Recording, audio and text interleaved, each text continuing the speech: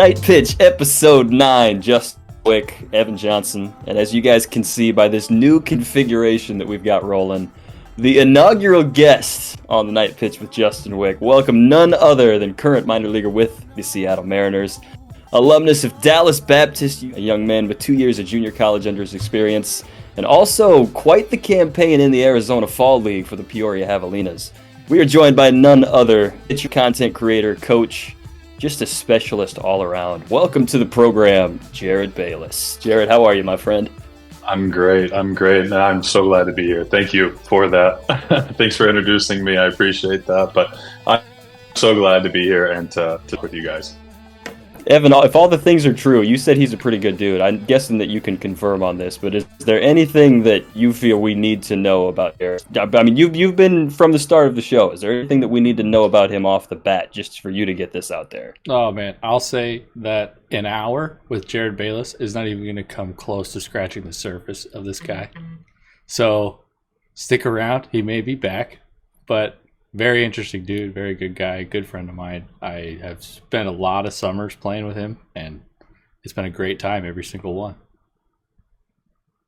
Yeah, we're gonna have to sell. You're not gonna be. I was gonna say you're not gonna get the full experience like Evan and I have had playing multiple years together over the course of a minor league season. Just all those conversations, but I guess this will hopefully be as close as you could get to being in the bullpen. You know, I was just about to say we're going to have to sell Jarod on making sure that he can stick around, but I feel like between Evan and Jarod already having that, I mean, the partnership that comes with being a minor leaguer, being in the trenches together in the same organization, always fun to see. And this was somebody, for the first guest of this show, what we really wanted to kick off is somebody not only with the personality, but with the backing to talk about baseball on all levels. Of the forum of this show, we replicate it as if it's just a conversation in the bullpen, and goes if it's the casual, maybe non-baseball related conversation, or the specialized conversation that really goes into, you know, what it takes to be a high-level player. So we wanted to make sure we satisfied both check marks. We've got a guy with a specialized degree in exercise science in the building right now. So that means that any baseball conversation is going to be extremely sophisticated. So I do want to touch on kind of your expertise and your experience of how you've been able to promote yourself. And, you know, especially the social media presence that you do have of you're able to share all sorts of different ideas, whether it be actual player development related things or even the philosophical discussions behind the game. So I'll start kind of casual with this. Where did that passion to really promote those details come into play, and how do you feel like you've been able to execute that over the last several years? Yeah, it started out with whenever I got to college. I know the odds inherently aren't very good that you make it. So this was kind of my way of having a living resume. So I know that like student athletes, we don't get the opportunity to do internships. You know, we don't get the opportunity to build and pad up this resume. So I was like, if in 3 years I'm not playing, like I need to have something ready. So I wanted to start showing just kind of chronologically, you know, what I was doing to develop and to kind of let that be an embodied resume, so to speak, that I have lived it out. And you know, if I know I want to work in player development on some capacity. So that started out that way, but now, you know, I made it through college. I've made it into pro ball. Now it's really turned into, you know, how can I connect with an audience and also empower these younger athletes to be way better than I ever could be, because they're going to get this information. You know, kind of the goal is to take the information from the top and relay it to the guys at the bottom, and they're going to make it to the top so much quicker. So that's it's kind of been where I just want to have like an unfiltered, honest take on social media about what it takes to play here, what it takes to continue on, and then just help that next generation scale that learning curve quicker. You know, I think it's cool to be able to share that expertise with other people, especially when you're actually in the trenches still doing it yourself. And, you know, I can only imagine when I've reading through, of course, all tweets that you put together or the different messaging that you have is you're very good with interacting with others and presenting objective information in a very captivating and lively fashion. So I do kind of want to ask as far as where your educational background comes from and how, your expertise is completely rooted in these types of things. I can only imagine, especially in a contentious field like the game of baseball where everybody seems to have an opinion about a lot of things. It's been very cool, to see somebody really taking the lead of knowing that it's a tasteful way of presenting this is what you need to do to be great at what you do. And, the tasteful interactions, I think, is something that's very admirable of the way that you've been able to go about your business. So I want to ask this, not to put you in a tough spot, but because I'm sure that you could answer this pretty strongly. You're one of the smarter people that I follow, especially when it comes to what you present. And I can only imagine the levels of conversations that come with it. How are you able to really show not only what you know, but how you present it to others? Is there a strategy that means that, you do just as good of a job presenting the information as you do actually collecting it and knowing how it works? So kind of an acquired skill that you've developed through your career, or, don't be afraid to be arrogant with this. Have you always been pretty good with those kind of things? Well, I guess, I was kind of good at just learning and picking them up. So like it kind of started in college where I learned that I could learn, so to speak. I know it sounds so silly, Yeah. but I realized it was a superpower. You can learn literally whatever you want. It's all open to you. Like the world is your oyster, so to speak. And I was like, dude, I want to play professional baseball. Like, you're telling me I can learn something for a passion that I already have, that I feel like, at the time, like I was dove into those principles and trying to live them out, trying to apply them to my game. I was like, why don't I just also work to this professionally outside of baseball, like outside of athletics, and see if they just kind of like synergize and take me in the right direction. And then that information just like, it was so easy for me to learn because it just added to like my worldview. Like whenever I learned a new piece of information, like it just stuck there. But as far as like communicating that to other people, like that was a struggle because this isn't just like, oh, I went to college and got a degree. Like this is my life. And I really tried to apply these things on a deeper level. So it's just like so much more holistic. I don't know, like if that makes sense. Like it's just really hard to explain because how could you understand the meaningfulness of this if you didn't understand the context of my last, 5 years, of my last 10 years on this journey? So in that context, it means a lot to me, but communicating in a way to where it benefits you, regardless of your context, was hard.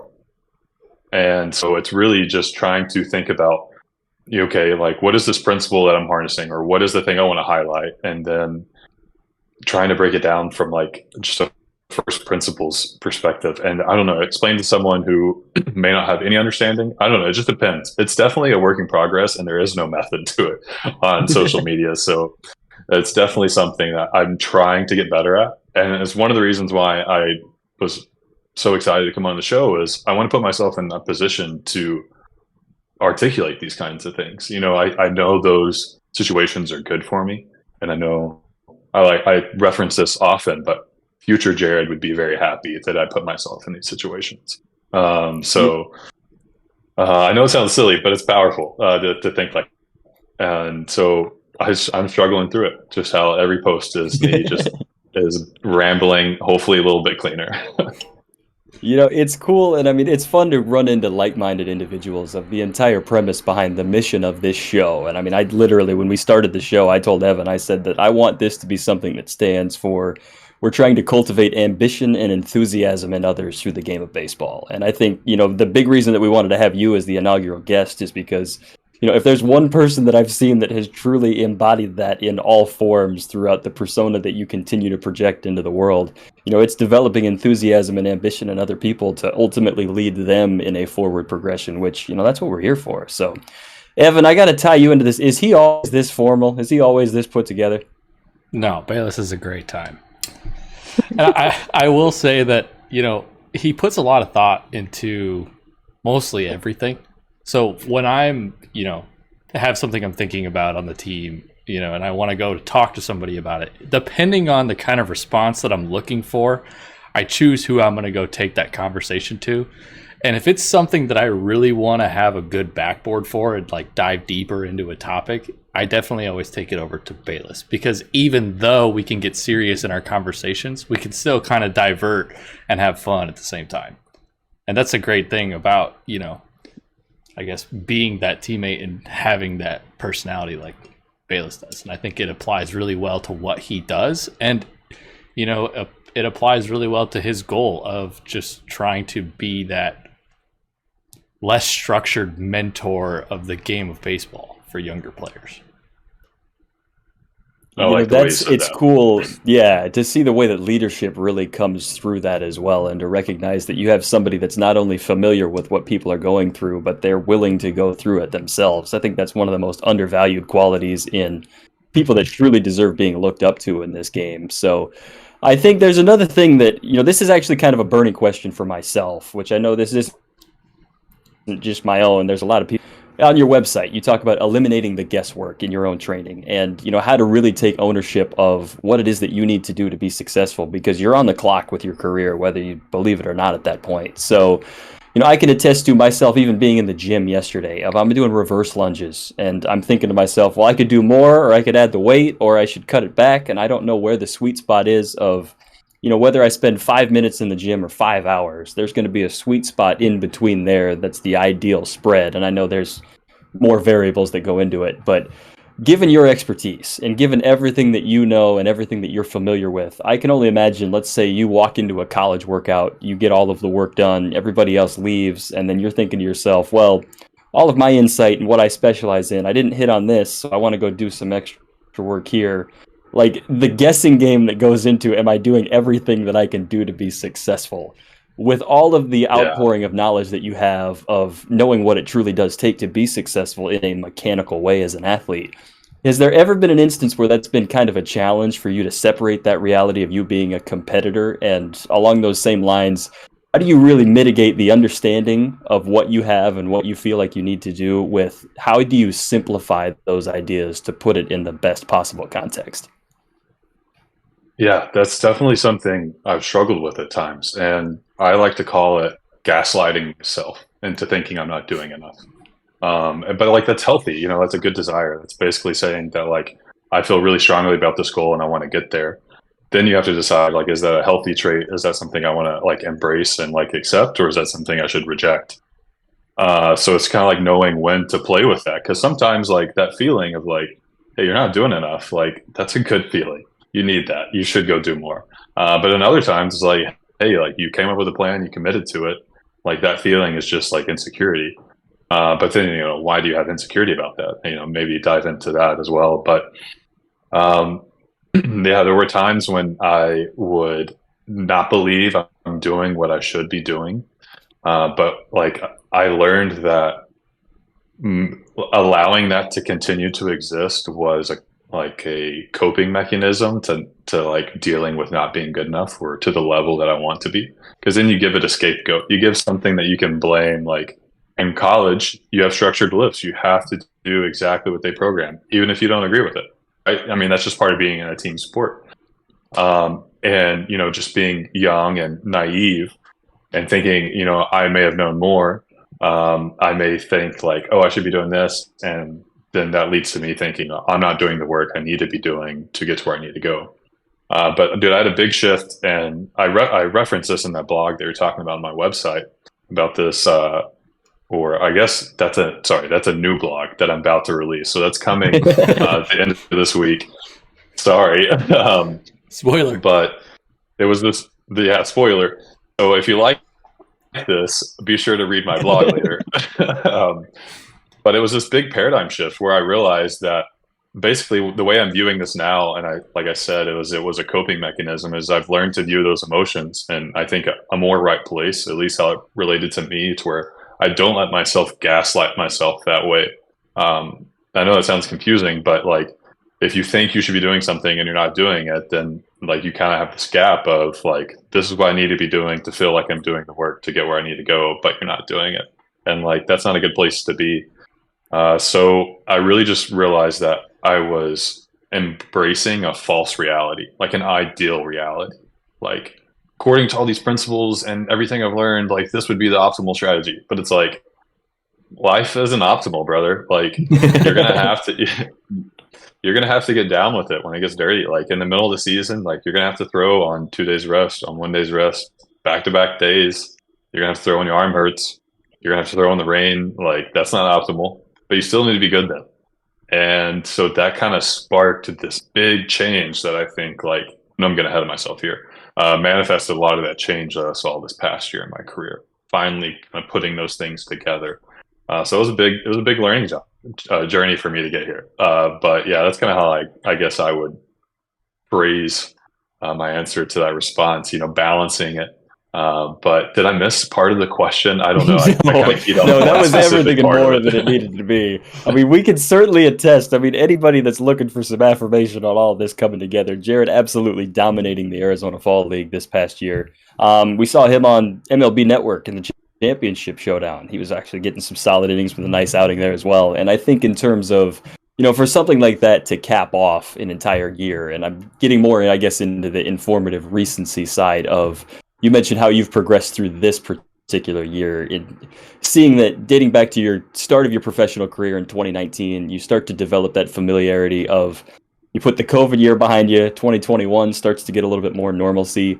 Do you feel like, establishing a routine and being more grounded in, I guess, finally the third consecutive year of minor league action, has that been something that you've been able to take more liberties and more freedom and understanding that comfort level comes into it? Or is it more of, do you see it just the refining of your own ideas and just continually having the opportunity to keep doing it again? And sorry, can you repeat that? Just you were asking how has the first 3 years culminated to getting me to like this point? Like, is it a refinement? Yes, or I guess in particular, I mean, I'll kind of rephrase it this way in terms of how this year and how you were able to cap it off. I'll kind of put a twist on it this way of what you were able to do at the end of a season and projecting yourself, realizing how you were able to do it for so long of, some tremendous innings all the way into November this year of, do you feel like what your expertise is and what you bring to the table, were you able to prolong your own career in terms of the deeper into a season, potentially the stronger that you get? Do you think a lot of that comes from just the expertise and the exercise science-backed mentality that you bring to the table? I would say it's less of like the exercise science background and just more of, I don't know, like this year, like I really tried to embrace like the reality that's presenting in front of me versus an ideal one. Kind of like we were just talking about, like whatever it is, like, all right, like be down with it, realize that I'm choosing to be here at all times, and just trying to like bring as much awareness to like what I actually want to do. And that set off majority of the year, like just really like I had this long drive to Arizona to spring training, and I just kind of like had a lot of time to think. And so I'm just driving through the desert and I'm thinking about all this stuff. Like, what do I want this year to be? Like, this is a pivotal year. Like I just came off another year. I spent a lot of time on the shelf all 3 years before this. Like I really kind of have to step it up, or I don't know, just look myself in the mirror and say, what do I really want? And then this year went the way it did. It went great. Get to the fall league, and it was actually even crazier. Like I wasn't supposed to go, so I wasn't on any of the debut graphics. I was an alternate, so I got added in, and they called me and they're like, "Do you want to go to the fall league? Like, how would you like to keep pitching?" And I'm ecstatic because I know, well, one, you get to play, and that's what you like doing. That's what we enjoy. Two, I know the most influential training reps you get in a given year don't come in a training environment. They don't come in a plyo velo session. They don't come in a pitch design session. They come in a game. Those are the most impactful reps in your career. So I knew if I'm going to get better, it's going to be pitching in a game. What better way to do that than against some of the best guys in all of minor leagues? So I walk up there like, dude, I'm not even supposed to be here. I told them I've been playing catch every day, but I really hadn't played catch like 3 of those 7 days. And I had to drive across the country to get here. So like, dude, whatever. Like, we're going to go ball out. Like, I have no reason to succeed. Let's just go all out and see what happens. And so it was just like, why can't I put it all together? Like, why I throw like 80% sliders in the season? Why can't I throw my fastball 50% of the time and locate it? Like, why not? Like, I know like sometimes you gear up, you get ready to throw that fastball, and you haven't thrown one fastball in the last 15 pitches. I know most people can't say that, but like I say that a lot. You have to commit to like throwing that and getting to a point where like, why can't I just dot this pitch on the corner? But like fully believing that is just a crazy feeling. Like I always describe that as like that's what keeps us coming back. Like that's the drug that keeps us addicted to playing baseball. It's like that feeling of like when you do feel like that, it's a lot of fun. You know, it's fun to be taking expertise from somebody that has that clarity and especially the recency of you can see the enthusiasm and that I do want to ask you this as far as what we see with a resource like Jarod. Of course, you having the privilege to work with him throughout the course of several years now.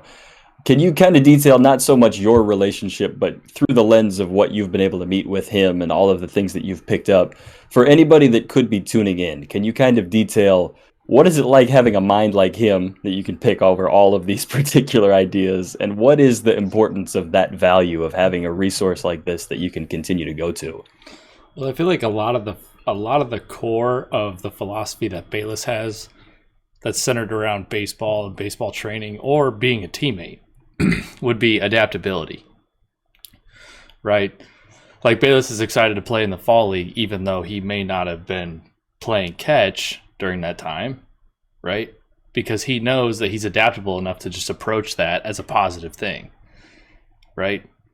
Even though he does maybe is questioning he feels ready or not. I'm not sure. I don't want to speak, for Bayless, but that is kind of what I get from Bayless is this like adaptable personality that also applies to his training and the way that he goes about, doing those things. And like he said, you need that because you have to perform when it's cold, you have to perform when you're sore, etc. And there's a lot of people that can't, and a lot of people, who can't don't last very long, right? And I see Bayless this year after year just holding his own, just absolutely doing his, what he does on the mound. And it's like, that's because he's an adaptable human being. He adapts his training to the environment that he's in. He adapts, his perspective to the scenario. It's like, okay, I need to be ready even though it's freezing cold and we're in April and we're in Vancouver or whatever, right? Or I need to be ready to go when I get the opportunity to go to the fall league because that's a big opportunity because I want those real reps. And I think that not only is he adaptable in that training sense and then the baseball sense, but also in a conversational sense. I can bring any single topic to Bayless and he will have some kind of good take about that topic or know something that's related and be able to contribute.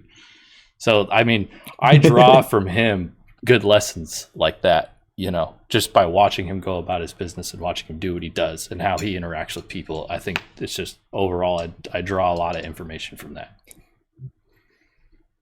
Yeah, I appreciate that, Evan. I want to key in on one thing you said though, is being adaptable. And I know it sounds like semantics, but I always say the goal is to be adaptable, not adapted. And I think a lot of the times with training, we like to think, oh, the goal is like, what are you trying to get out of this? Like, why are you doing this lift in that way? Like, why do you have chains on the barbell? Like, what's the goal? What can you get out of it? And it's like, well, the goal, like the reward from it isn't necessarily the adaptation you get, but that it makes you a more adaptable athlete, that you can handle a variety more of experience. So like the goal isn't to become adapted to a specific stimulus because then you're detrained to all the other stimulus that you aren't training. So the goal is to be adaptable. But also like this isn't, I did use a reference of a barbell, but this isn't a baseball thing. This is a life thing. Yes, and it is. I think that's like this is what people don't get. And I think Evan, like you can attest to this as well. And people don't realize this, especially a lot of our peers in pro ball, like the biggest gains you're going to get on the field aren't coming from like technical skills. They're coming from like you just like as a person, like increasing like your efficiency and performance as a human being. Like ultimately you, the person, are the one throwing the pitch. We like to separate them in our brain as like, this is the athlete me. And then when I go home, this is the husband me, or, right. Whatever it is you do. But it's not, it's all the same thing. Like I think that's where it started to really click is when I realized that these weren't compartments, that I was kind of like learning information for this sector and then saving information for that sector. But like, dude, it's all the same thing.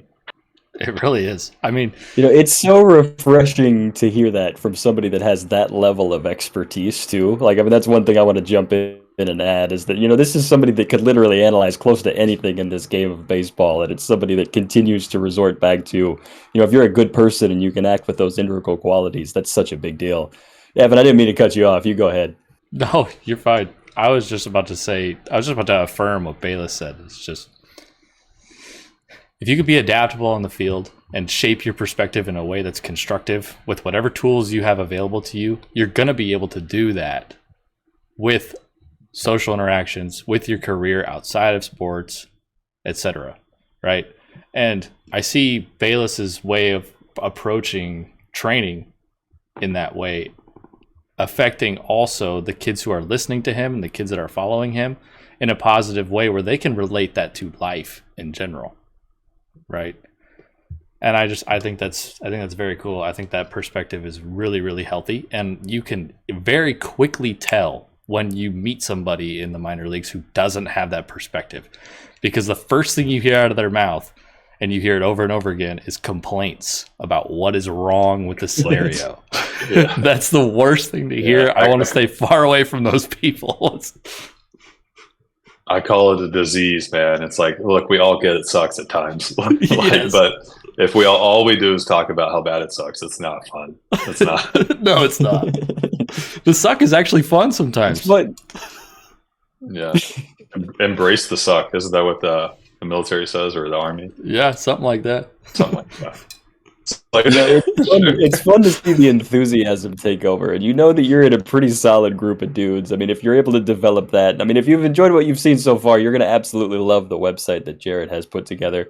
You can see his social channels over on the bottom left side of your screen right now. Highly encourage. I mean, every single person, if you're making this far into this episode, there's a decent chance maybe you're already familiar with it to begin with, but I mean, definitely even more so familiarized with it, because if you're not on this at this point, you're going to want to be on this. You're going to want to check this out, man. This is the first half of the episode. We're going to take a lot more of a casual approach because, the goal of this show is not only to show what it is to be able to develop and progress, but to be able to develop as a human, to be able to have a casual time, to be able to have a really good time being with the people that you're going to be around. So, it's already a very buttoned up dude in Jarod Bayless, that, as you guys can already see, but we're going to see more of the down to earth expressive side of if we're just hanging out in the bullpen having a really good time. That's what the second half of this episode is going to turn into. So we are going to take a short break. Got another extended cut power minute for you guys while we catch our breath. We will be back with some serious business. We don't know what it's going to be yet, but it's going to be a whole lot of fun, and you're not going to want to miss it. This has been Night Pitch Episode 9, first half, the top half of the inning. Back with the bottom half of the inning coming up next.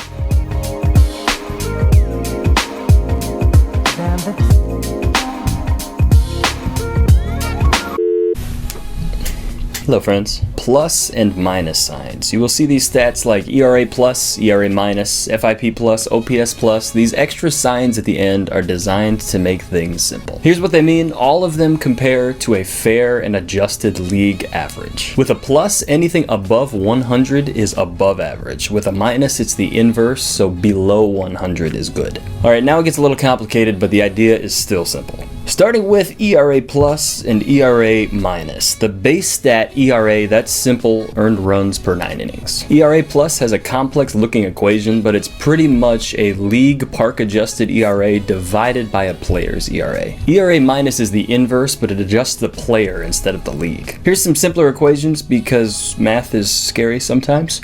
If a player has a 2.25 ERA and plays at Angel Stadium, all we do is plug those numbers in, and as expected, a good ERA in a hitter's park shows a really good ERA plus and ERA minus. The all-time mark is by Pedro Martinez in the year 2000. His ERA plus was 291 and ERA minus was 35. These numbers are cool because they neutralize ballpark and era. You could make a comparison to a pitcher at the Polo Grounds in the 1920s to somebody at pre-Humidor Coors field in the 1990s, plus and minus adjusts for environment and the average skill of the league at those times. The plus and minus adjustment can apply to pretty much any player stat. Exact equations might look a little different, but they do all point to the same format. In simple terms, the plus and minus doesn't change the intent behind the primary stat, but it does take extra noise out. It makes them easier to understand, and that's the whole point of these videos, making it easier to understand. So, here we go.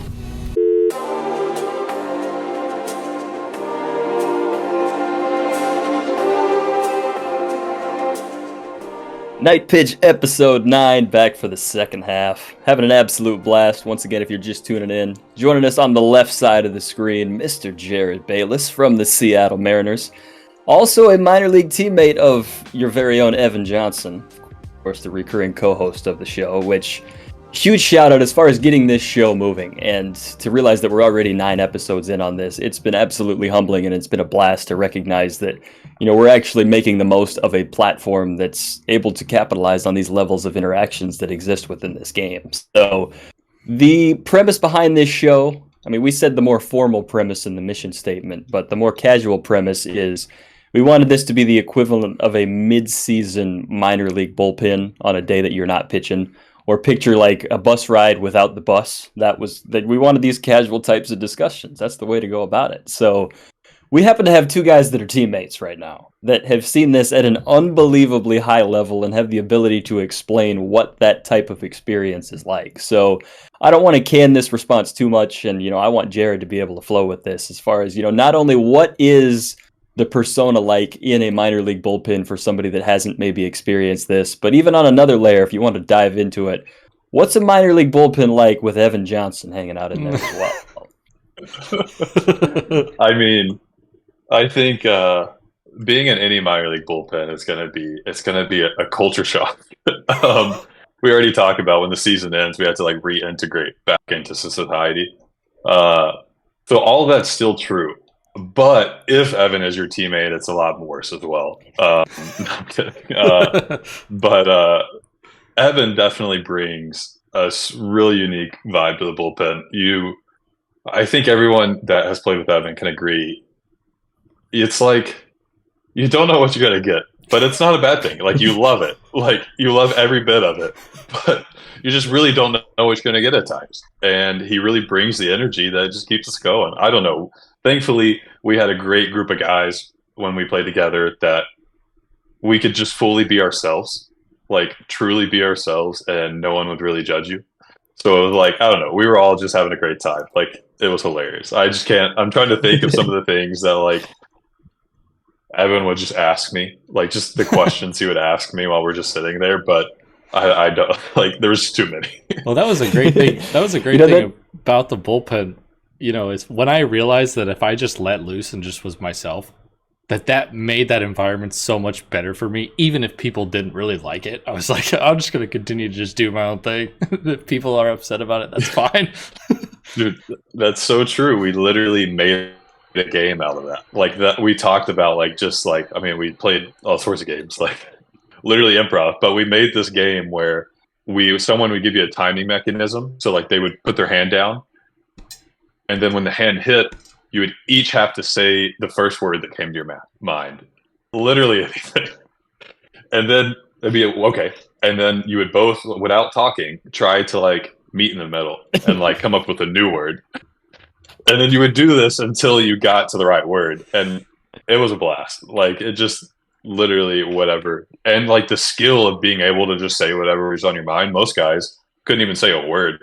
So I say that because, yeah, just truly being yourself and just like being who you are 100%, like, and just saying whatever comes to your mind is like truly a skill that this bullpen helped us with. You know, I think the context behind this as well, like for anybody tuning in, find the closest person next to you and just try to do this, and then picture just rolling on the floor for 20 minutes because suddenly it's the funniest thing that you've ever seen.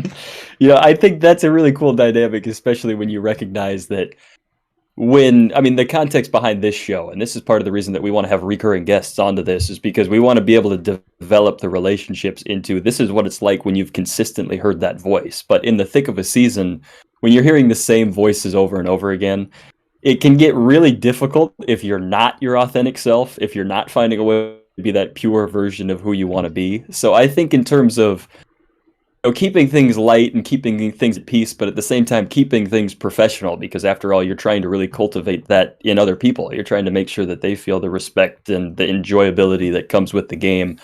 I want to kind of twist this into a question as far as it's very easy to fake things for the first 2 weeks of the season.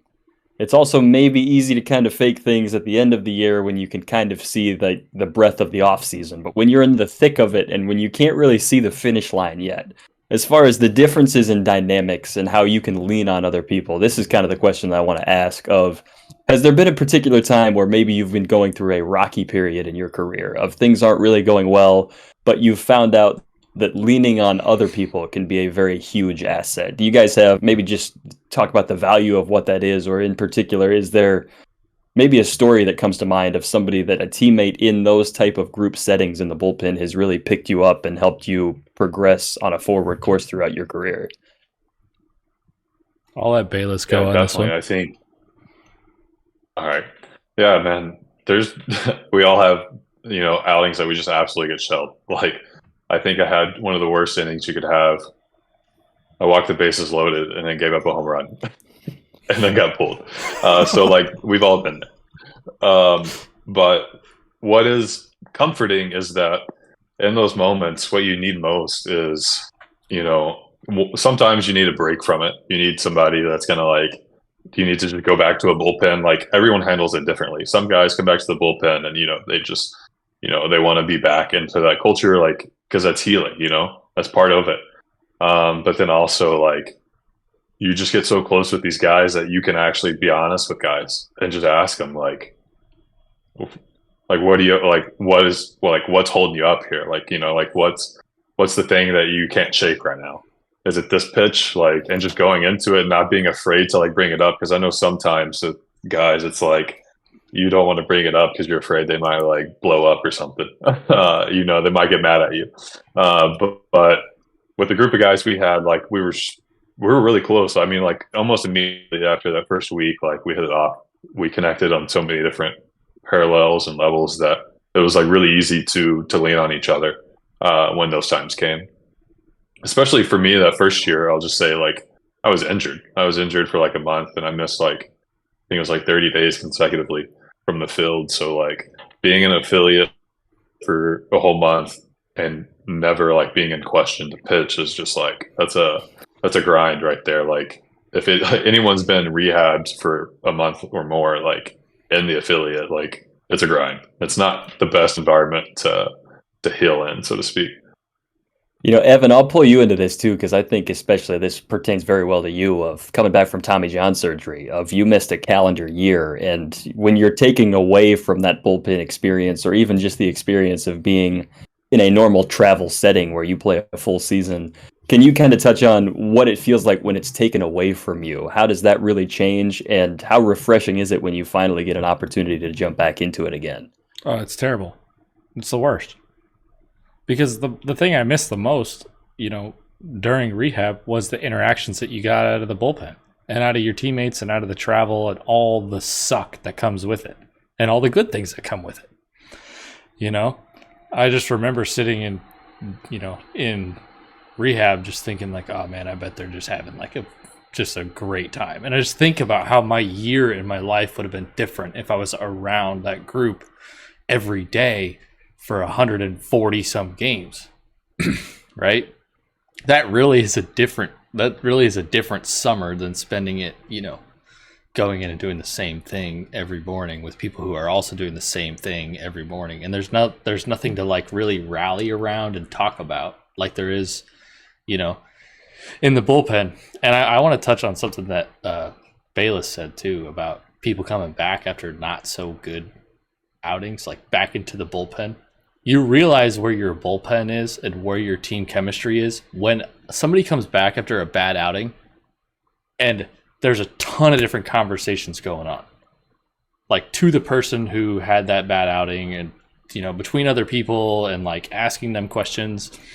That's a big milestone to hit when it's not just silence, right? because you know that everybody's in it together at that point when you see that happen.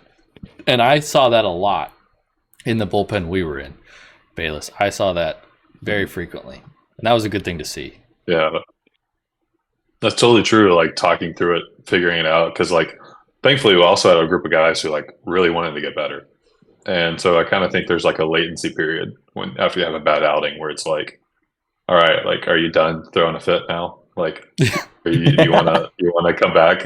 Like, like but like, hey, you handle it differently. That's cool, but I think you got to frame it in such a way, and like, I think just being able to have that conversation in a group setting like speaks to like, dude, we're literally like everyone's here in this together. Like, yeah, it does kind of speak to that.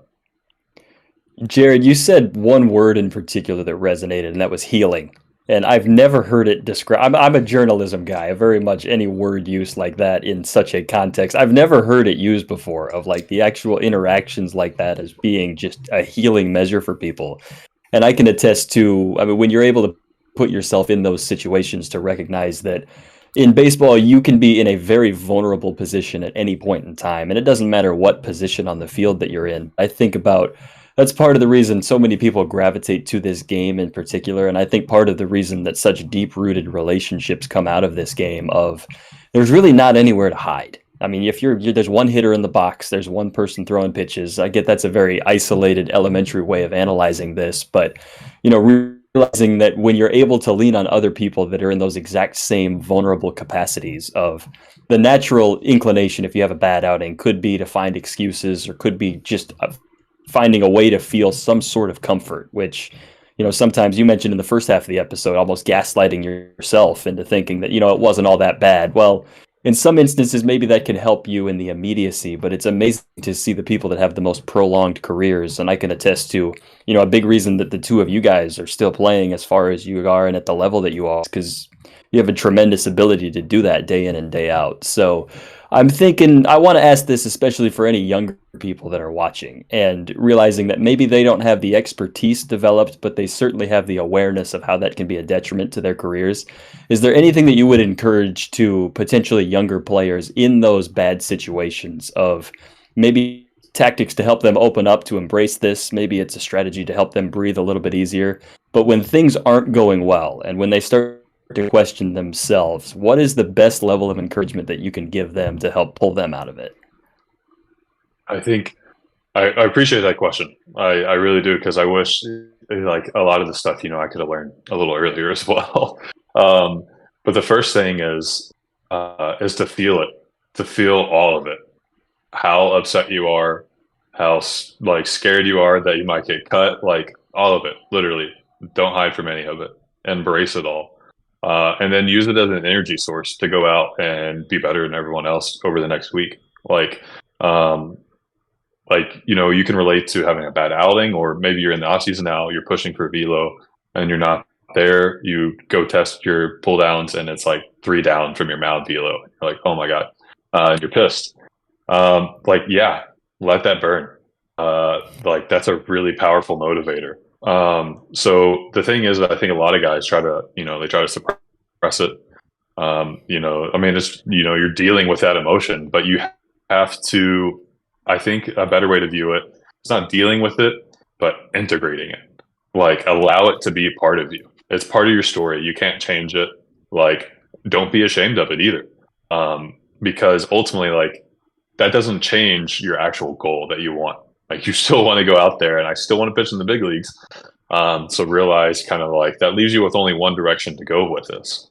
And I think a lot of the times is if you go the other way, ask yourself on some level, like, you kind of are wanting to be mad and you're kind of like relishing in that feeling. Like if I've struggled with that at times where it's like, you just feel bad. And then when it lingers on, like I try to never let it leave the clubhouse. When I get home, I want to come home and I want to be there for my wife. I don't want to bring that into that home life. So I have to deal with it. I give myself a time limit. I think that's also important. Give yourself a time limit, whatever seems right to you. But feel it and then integrate it.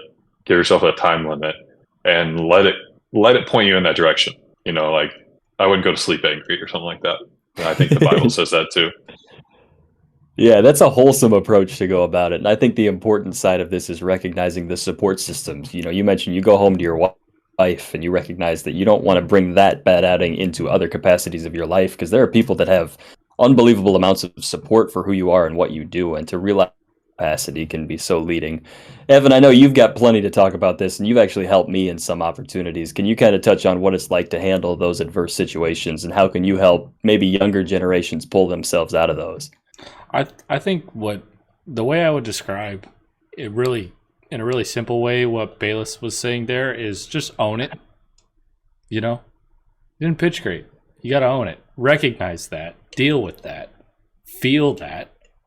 And then at some point, right, decide when you're going to shift your perspective into, okay, next week. And don't let yourself dwell on that for a long time.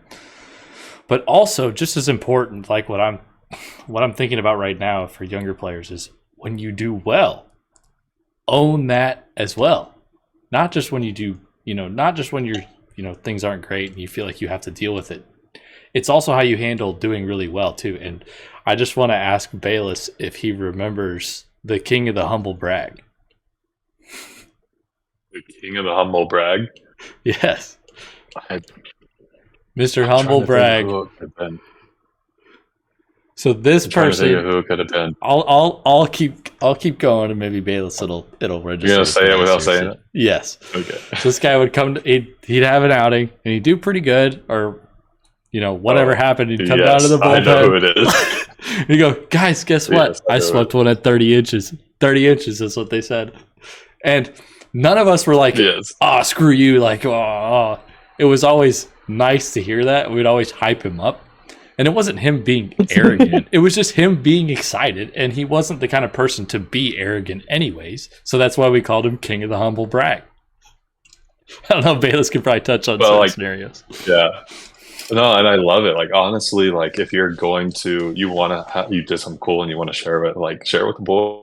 I'll always hype you up. Like, I'm not really, like, one to, like, withhold giving somebody their credit. I don't know. Like, there's no sense in that. Like, it's literally free energy. Costs me nothing.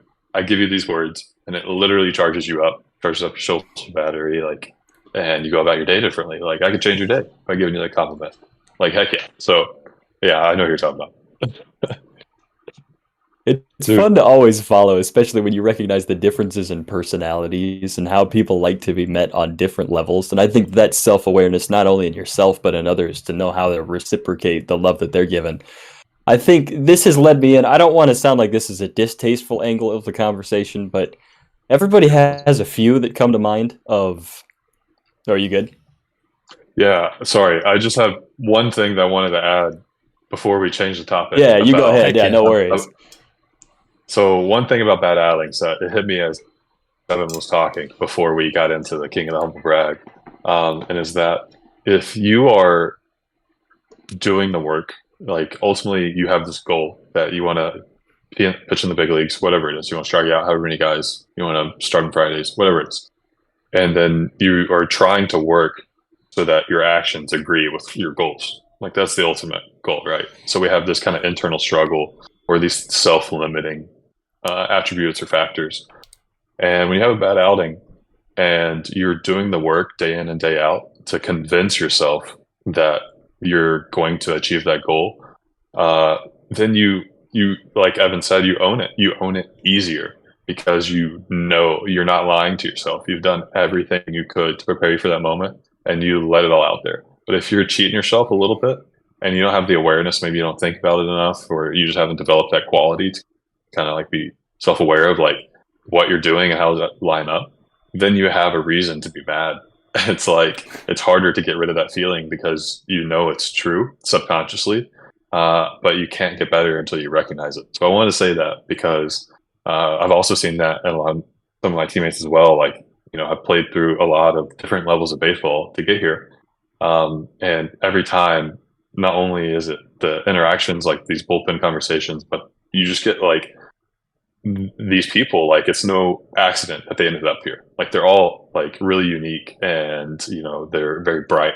And I don't want to see people fall to this false I don't know, like they kind of like set themselves up for a reason to be mad. It's like it gives you like something to fall back on. But it's like you have to, if you just go all in, then it's this advice makes a lot more sense because you can own it. So it's so much easier.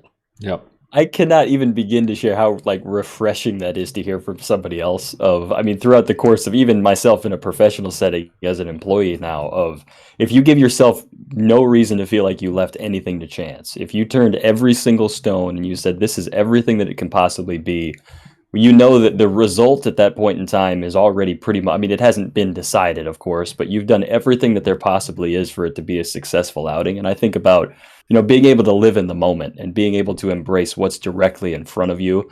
It's so much easier to breathe easy when you're not second guessing what it is you did the day before or 2 days earlier. And I think that's where the expertise of, certainly the two gentlemen joining us on the program could come into play on that. Some other expertise that I want to consult you guys on is, everybody has a good story of somebody that had a horrible outing, just had a complete meltdown of, the classic glove throw. Or I can think a teammate that I had broke his hand punching a bench. That's kind of a classic, and I think that happens more than other people might like to admit.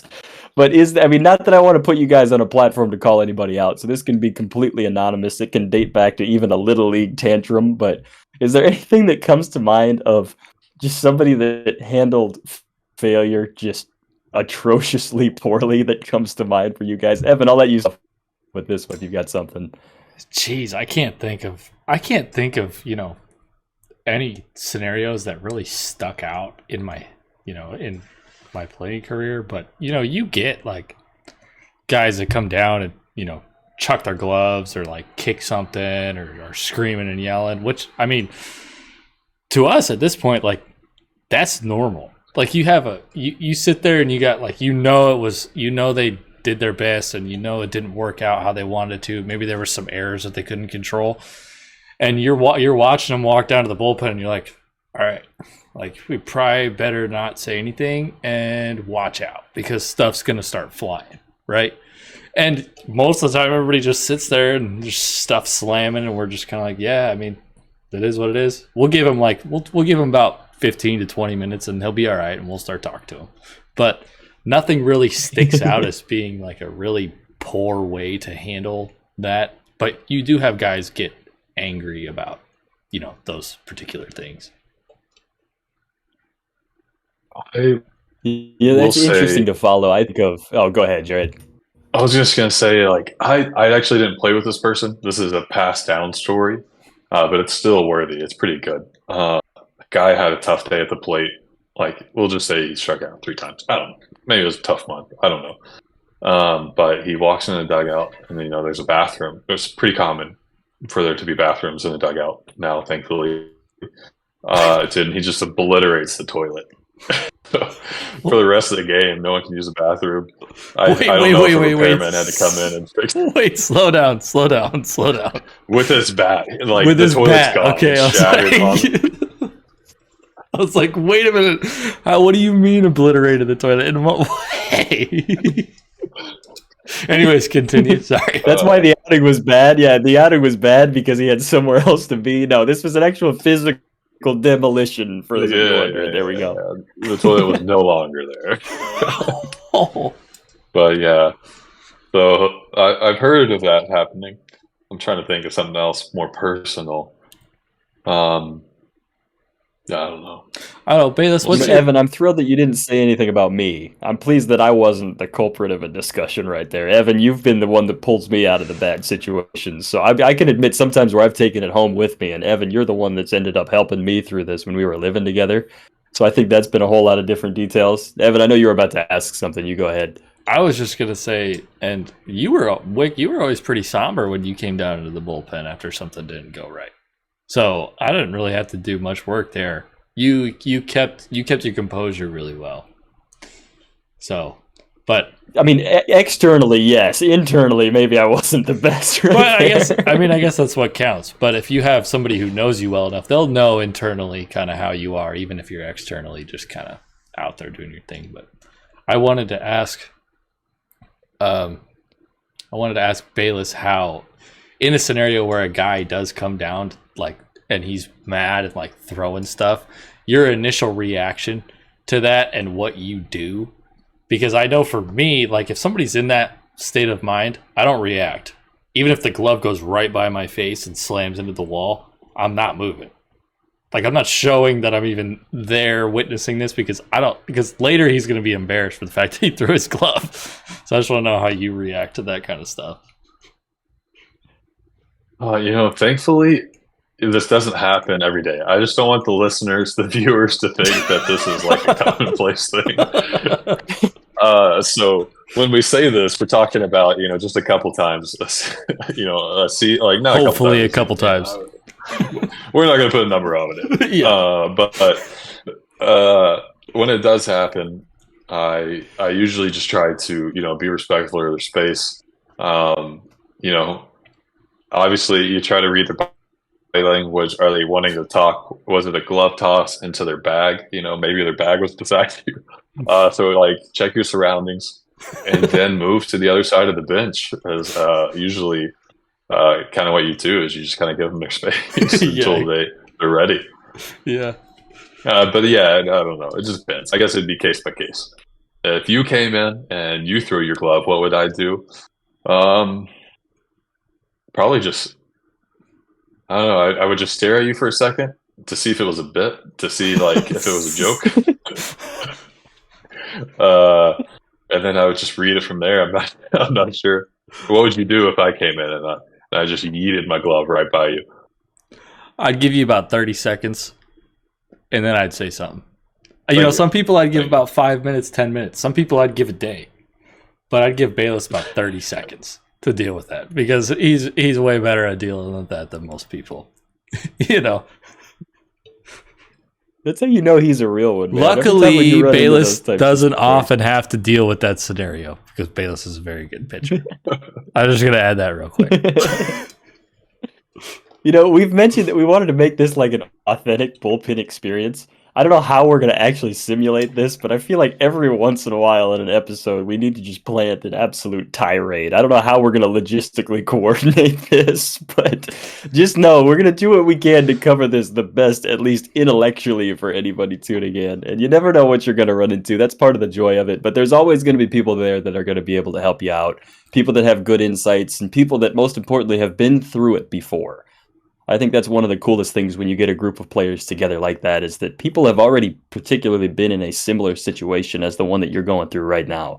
So that's always fun to really make that happen. And, I guess I also need to lean into nobody's been in the position that Jarod Bayless has been in as the first guest of the night pitch. So this is the pioneer and this is the guy that set the measuring stick for how it gets done here. So, Jarod, I want to give you just kind of the closing capacity to give us anything that you want to plug, anything that you want to promote. I know that we've talked a whole lot about this, but, I'll just give you the floor of anything that you want to put out into the world. You go ahead, my friend. No, I appreciate that. I'm honored to be the first guest of the night pitch. I mean, it was so exciting. Just being on, dude. Wick, dude, you're so professional with this thing. Like you're an unbelievable host. And Evan, I don't know if you guys know this, listeners, but he has an Instagram Maverick visual, and Evan is unreal at his job. You can see this in the branding for Night Pitch. So crisp, so clean. So, hey, I'm honored. I'm so glad to be on here and be the first guest. But as far as, I guess what I want to plug, for sure, I would take some followers on Instagram and Twitter, if you're willing.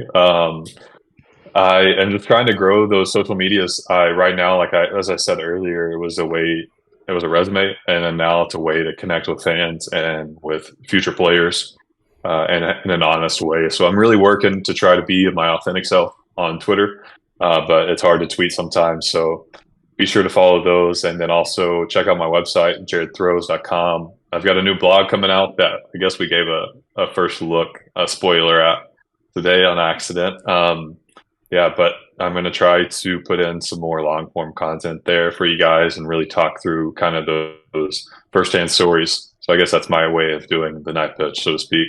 But yeah, that's about it. I do want to promote everything that he's been able to do on a social standpoint. Of course, we've got the handles there on the bottom of your screen, as we mentioned earlier. Make sure that you guys are taking a look at that and the guidance that you're looking for in your careers. We know that we've already been able to put this on full display with this episode of all of the specializations he put into it, but at the same time to recognize the person that's behind this. And this is a reason that we wanted to do a long form piece of content with this guy, is because there is so much more underneath the surface on a young man like this and what he's able to bring to the table. So, Evan, I'll give you a platform as well. You got any final thoughts for us? Yeah, this is not going to cover what an hour is not going to do it for Jarod Bayless. There's much more to be explored with this person here. Go to his social, you'll find it there. But also, you'll probably find him back on here in the future if Wick and I are lucky. And I just want to say, with the conversation we just had in the second half, in the good times and the bad, embrace the suck. Embrace the people who do well in your team. Don't be that guy that doesn't like somebody just because they're doing well and you're not. Embrace your teammates. You're going to get so much out of that in your career, just like we are here on the night pitch. 2 of my teammates right here. And now we just made a connection between Wick and Jarod, and it's absolutely amazing, and I'm thrilled to have that happen. So, man, absolutely humbled. I do want to give a big shout out to Evan for being the bridge on this, for making sure that we could secure big time Jarod for this one, of course. Jarod, my friend, I'm going to venture to guess that as long as you're up for it, there's going to be countless invites to be a returning guest on this show. So as long as you're up for it, you definitely know where to find us. But hey, thank you very much for joining us, my friend. Thank you. Thank you, guys. This has been the Night Pitch episode 9. Of course, with the usual suspects, Evan Johnson and Justin Wick. Special guest Jarod Bayless continuing to advance the show. We appreciate all the love so far. Capping off the 9th episode. You can find us on the social channels. You can find us wherever you're finding these episodes. We definitely appreciate everything that you guys have put into the world. And we are hopeful that we are going to continue putting these good messages in the world for all of you guys to enjoy. Thank you guys very much for tuning in. You are watching The Night Pitch.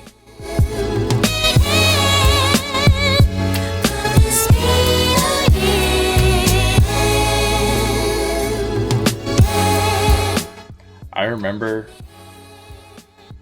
in 2022, Bayless, every single time he warm up, he brought a little mini speaker.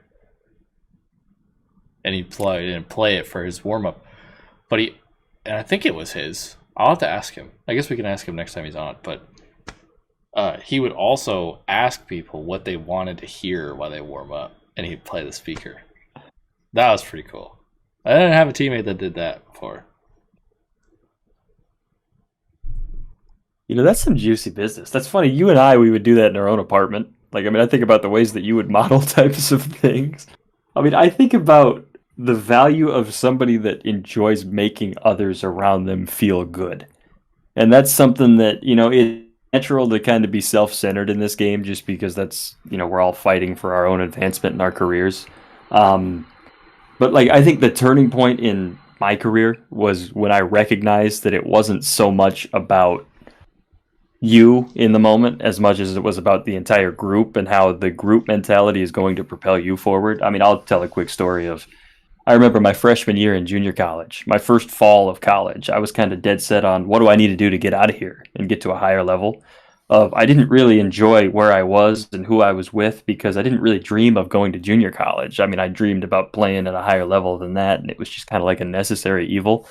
And then I come back to look on it realizing that, it's not that I have I have good relationships with those people, but what I could have got out of it. And I think about if I ran into a guy like Jarod Bayless in that particular setting of realizing what he could have pulled out of me to potentially reroute the mentality that I went in with, kind of taking a negative that I was just predisposed into thinking once I got there into the positive of this is somebody that can completely change the course of that.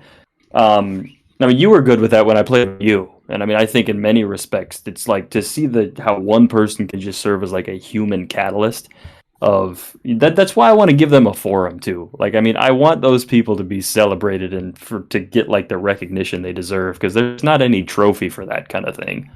No, and you wouldn't get that take on Bayless unless you talked to him, or unless you had a testament to somebody who spent time with him in the bullpen. Dude, that's so important. Having just a good team chemistry and having somebody who contributes to that in a really, really positive way. And it doesn't take a lot. Like, I think I remember Bayless saying in the episode that he doesn't take a lot of effort for him to, hype somebody up for the good thing that they've done. And it's true. It takes zero effort for you to, hype up your teammates and stuff like that. If you're a guy that's just like, oh, they pitched well and I'm not, so that's soft. What the hell's the matter with you? Yeah. Put in the effort to. It doesn't cost you anything to just be a good teammate. It really doesn't. And I think he recognizes that. Yeah, well, and sure, to add on that too, of like, it makes you feel better. Like when you recognize that you're showing love, and then when it turns into the love that you're inevitably going to get back when it comes your time to do that.